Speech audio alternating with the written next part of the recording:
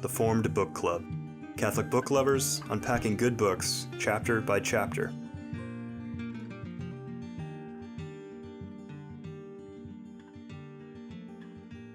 Welcome to the Formed Book Club. We continue to discuss Orthodoxy by Chesterton. We are on chapter 7, in the middle of it, actually, the Eternal Revolution. We stopped on page 112, but I think there's nothing to say, or do you have something on 113 or 112? Or Oh. No, don't look at me. Keep in your own lane. The underline. Okay. No, I'm fine. Okay, before I turn it over to Joseph, though, I want to start at the very bottom last line of page 114. This has to do with progress. How do you make progress? He says, as long as the vision of heaven is always changing, the vision of earth will be exactly the same. That is, if you don't have a fixed view of what you're trying to do, where you want to go, you keep changing your destination, well, then you're never going to get anywhere. Joseph, I turn it over to you. Yeah, well, this is obviously a theme that he's going to, be recurring theme in the remainder of this chapter. So the middle of the next page, well, actually 2 pages, page 116. And again, feel free to stop me if I'm leapfrogging over your own passages. But I've got that new paragraph in the middle of page 116. Thus, we may say that a permanent ideal is as necessary to the innovator as to the conservative. It is necessary whether we wish the king's orders to be promptly executed or whether we only wish the king to be promptly executed. Now, I largely read that. You just said, Father, it's difficult not to quote Chesterton, and that's such a wonderful sentence that I wanted to include it anyway. But the point he's making is that this is not a question of left or right or liberal or conservative. It's basically, if we don't have a fixed ideal to which we are endeavoring to make progress, we will go nowhere. And that's basically what he's saying. Yes, and on a personal level, it's also true. So on the previous page, he talks at the top of the page, the modern young man will never change his environment, for he will always change his mind. Yeah. You might also say the modern young man will not attempt to change himself. He'll always change his mind. In other words, if you don't have not only a fixed ideal of the way things should be, but kind of a fixed standard by which you're judging even your own conduct, then what you'll do is, I used to say I was never going to do that, but now that I've done it, I guess I'm not going to say that anymore. And you just keep moving the standard to match your current behavior. And so this happens both at the micro level with our own relationship with ourselves and the macro level as to what we think society ought to be. And so that's why his first requirement, as he sums up on 116, is the vision should be a fixed vision. This is our first requirement. Yes, that's page 115 also at the new paragraph. This, therefore, is our first requirement, but the ideal towards which progress is directed, it must be fixed. Mm-hmm. And then beginning of the next paragraph, he's very clear. I mean, this is almost like a syllogism he's working on here. A new paragraph there. A strict rule is not only necessary for ruling, it is necessary for rebelling. This fixed and familiar ideal is necessary to any sort of revolution. So you have to have a goal, a vision. Keep changing the goal, so you're not getting anywhere. Okay. Well, the point about revolution, what is the revolutionary revolting against? Unless what he is in fact doing is applying some standard of judgment to the current ruling regime or the current... Well, if you don't have a fixed standard, who cares what the king is doing or not doing? Yeah, I was like, again, if the way from a Christian perspective, I always talk about the Holy Spirit versus the spirit of the age. If your spirit is the zeitgeist, then it's obviously going to change with the time. If it's changing with the time, it's going nowhere. It's just literally following whatever the fads and fashions of the age are leading you to. You're not going anywhere. You're being led. That's the point. And remember, this book is a autobiography of his conversion, mm-hmm. in which he comes up with his own ideas and finds out they're already there.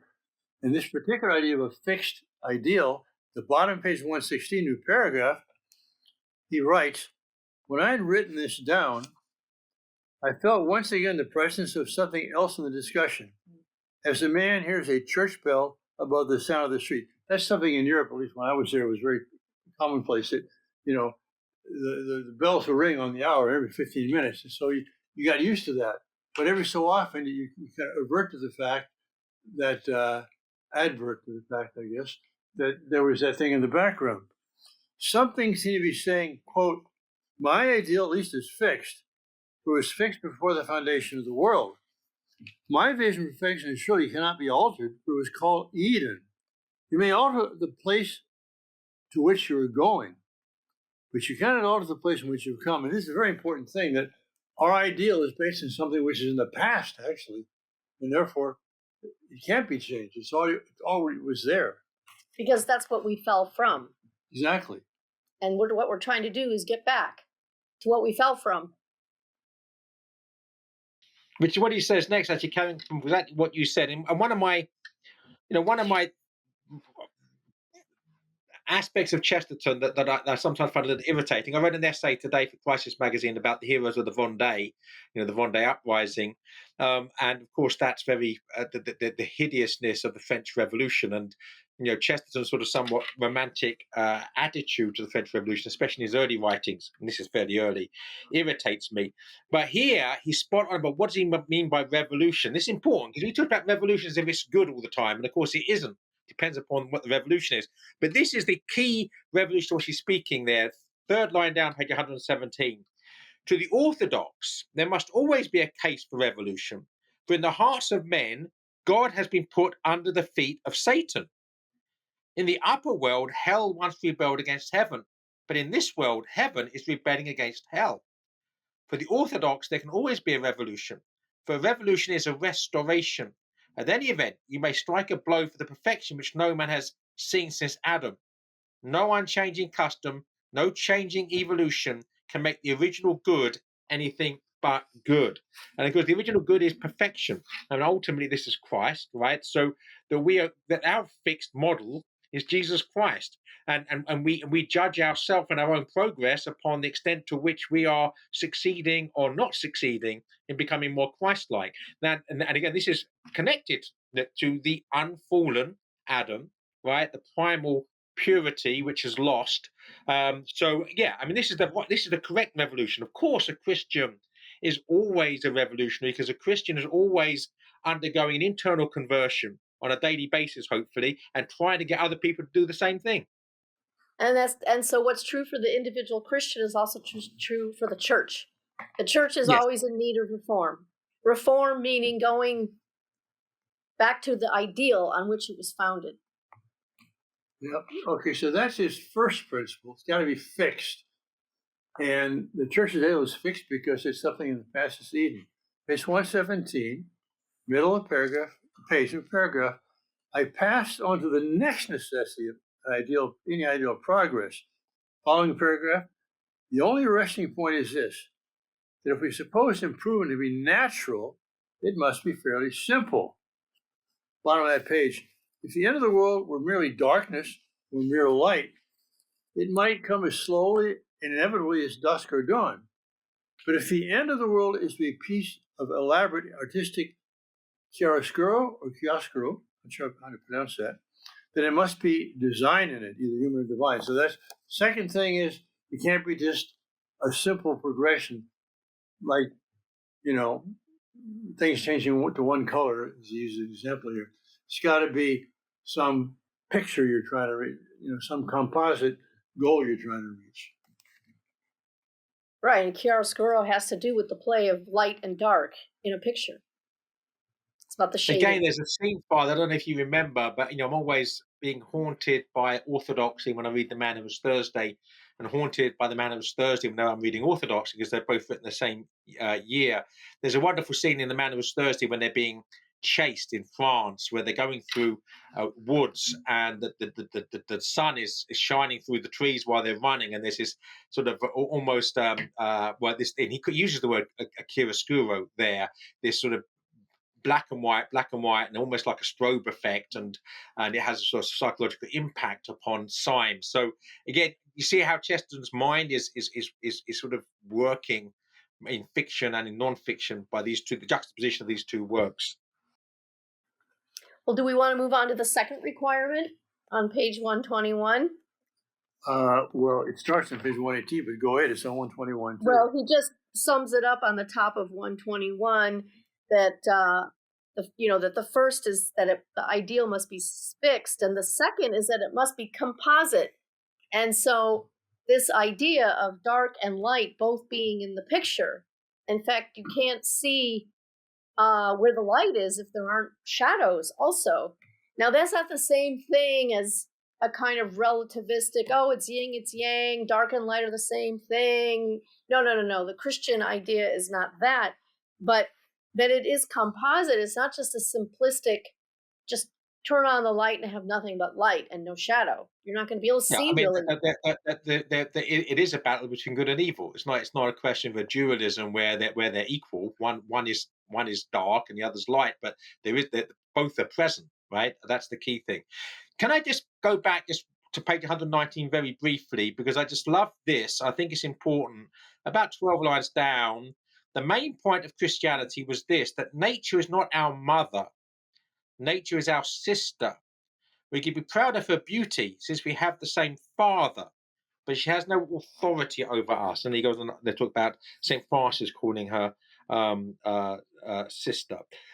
But I love that now, because again, with a lot of these religions, that pantheism, that Gaia, Mother Earth, is somehow a goddess who must be obeyed, and if we don't obey her, we get climate change and everything else, and we're all going to go to this sort of self-made apocalypse because we've upset the mother goddess.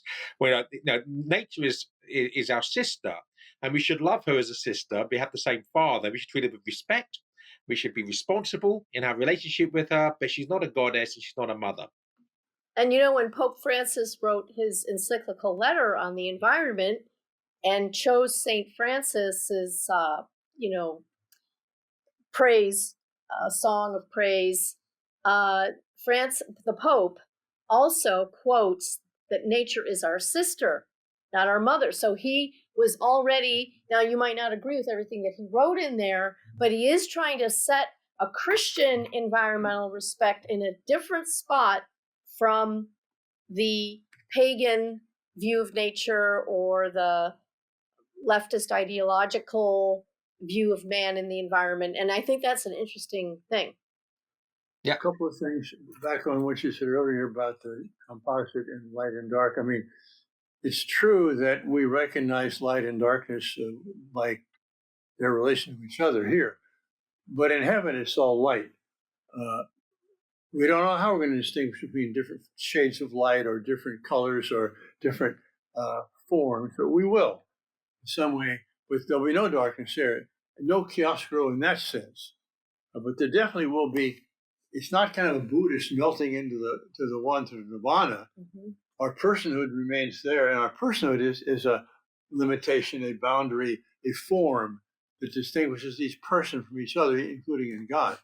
Well, I think one thing maybe to add to that, Father, is that is it in the book of Revelation where the source of light is the Lamb of God? That's right. So no longer need the sun because the Lamb will be our light. That's right. So it's a different kind of light entirely. That's right. We can't even imagine. Anyway. And also his point that it's composite is not just it's a bunch of random dark and light, but the goal we have is like a story or a picture or something which is intelligible, a design. Well, if it's a design, then it's got to be a designer. That's his point too. Well, and the point of light and shadow playing against each other, that's what brings clarity. It's supposed to, unless you're enamored with the darkness. The idea of the designer, the vision in the last battle where Lewis has heaven as basically the great story, which hasn't even begun yet, that gets better and better with each chapter. In other words, that you have the designer, you have the storyteller in heaven, the heavenly storyteller, and we're part of that heavenly story. It's not a disappearance in some sort of primeval soup of nirvana. On the contrary, right? It's something which is infinitely good, but nonetheless still a wonderful, good story to be in. Good and news. On that story, in the middle of page 120, says, if our life is ever really as beautiful as a fairy tale, it's an important reflection there, we shall have to remember that all the beauty of a fairy tale lies in this, that the prince has a wonder which just stops short of being fear. If he's afraid of the giant, there's an end of him. But also, if he's not astonished at the giant, there's an end of the fairy tale. There's nothing to talk about, right? The whole point depends on us being at once humble enough to wonder and haughty enough to defy. Our attitude to the giant of the world must not be merely increasing delicacy or increasing contempt. It must be one particular portion of the two, which is exactly right. So, again, in the background of his requirements to have progress is the idea of a fairy tale, because what does a fairy tale represent? It represents our heart's desire. It represents the way we want things to be, how we like to be. And in a fairy tale, you've got to have both, wonder and courage to make the tale work. Yeah, and then the very next sentence from where you've just finished reading there brings it down to earth. So we have the fairyland metaphor. We must have in us enough reverence for all things outside us to make us tread fearfully on the grass. That, in other words, that the world in which we live, as Chesterton says, the best of all impossible worlds, we're in a fairy story. We should see the grass as something miraculous that we should treat with wonder and reverence. And therefore, if reverence, then fear, holy fear. So that we should not take anything for granted. Fairy stories are just a way of showing us we shouldn't take things for granted. But the purpose is to bring us down to earth so we don't take our own world for granted, our own environment for granted. Do we learn to see? At the bottom of that page, second line up, man must have just enough faith in himself to have adventures. So you're going to take chances and take risks. And just enough doubt of himself to enjoy them. So if there's no risk, there's no adventure, right? That's right. Right. Yeah. Yeah. All right. One of my favourite of all Chesterton quotes is towards the top of page 122. So if you haven't got anything prior to that, I'll leap forward. Well, I'll just, to sum up in his own words, about 10 lines down on 121, I only point out that if this composite happiness is fixed for us, it must be fixed by some mind. For only a mind can place the exact proportion of a composite happiness. That's, again, he's recognizing this before he sees that it's already been fulfilled in Christianity. But once he sees it's fulfilled, he can express it in a very precise way. Yeah, okay. Well, then, just to use his segue here, at the bottom 121, he says 7 lines up or so. Then I went on to the third thing, which it seemed to me was needed for utopia or goal of progress. And of all the three, it is infinitely the hardest to express. Perhaps I might put thus, that we need watchfulness even in utopia, lest we fall from utopia as we fell from Eden. So fixed goal, composite design, and watchfulness. Yeah. I might say this was perfect. The Christian, we have the good news, we have the perfect story with the perfect hero, but the fact that we know what the utopia is in the OU sense, the good place is, doesn't mean that we don't have to be watchful, but that we don't fall from that good place to which we're called through sin. Mm-hmm.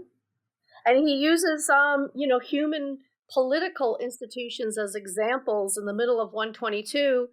And almost unnatural vigilance is really required of the citizen because of the horrible rapidity with which human institutions grow old. And then he says, as a fact, men have... Sorry. And please. then two lines more, as men have almost always suffered under new tyrannies, under tyrannies that had been public liberties hardly 20 years before. So what did our own founders say? Here's a republic, see if you can keep it, right? It does take vigilance to be a citizen. It takes vigilance to be a citizen of heaven. Right. To keep one foot in heaven and one foot on earth at the same time, you're going to have the vigilance to do both of those things. But that metaphor, that statement you made about politics is basically an application of the metaphor which used in a few lines above, which I like Joseph to read, because this is again one of the very famous quotes of Chesterton.